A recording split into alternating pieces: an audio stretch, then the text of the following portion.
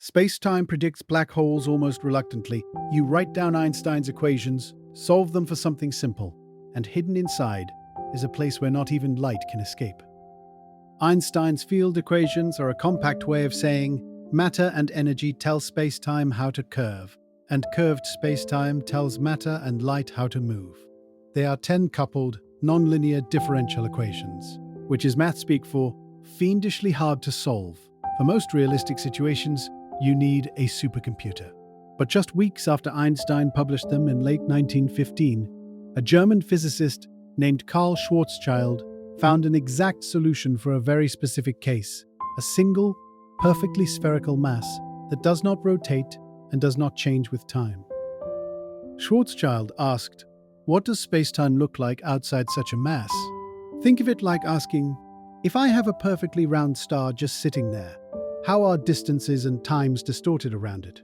His answer was a new geometry described by what we now call the Schwarzschild metric. If you plug that geometry into Einstein's equations, everything satisfies them perfectly. But the weird part is, what happens at a certain critical radius, now called the Schwarzschild radius?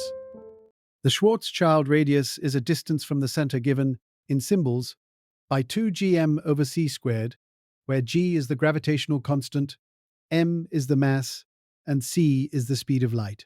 For the Earth, that radius is just under 9 millimeters. Compress our entire planet into a marble that size, and its Schwarzschild radius would sit at the surface. For the Sun, it's about 3 kilometers. If any mass is squeezed entirely inside its own Schwarzschild radius, the geometry of spacetime changes character. There appears a boundary, the event horizon, a one-way surface from which nothing, not even light moving at 300,000 kilometers per second, can ever escape to the outside universe. Why can't light escape? Not because it slows down, but because inside the event horizon all possible paths the light can take, what physicists call light-like trajectories, are dragged inward. Outside, you can choose paths that go out, sideways, or in, cross the horizon, and outward simply stops existing as an option in the geometry, in the same way that north stops existing when you stand at the North Pole. The horizon is not a physical shell, it's a location in space-time where the structure of cause and effect tilts irreversibly inward. Schwarzschild's math predicted something even more extreme, deeper inside, a singularity. In the idealized solution, this is a point at the very center where the curvature of spacetime becomes infinite, and the density of matter does too. It's the place where the equations stop making sense, like dividing by zero.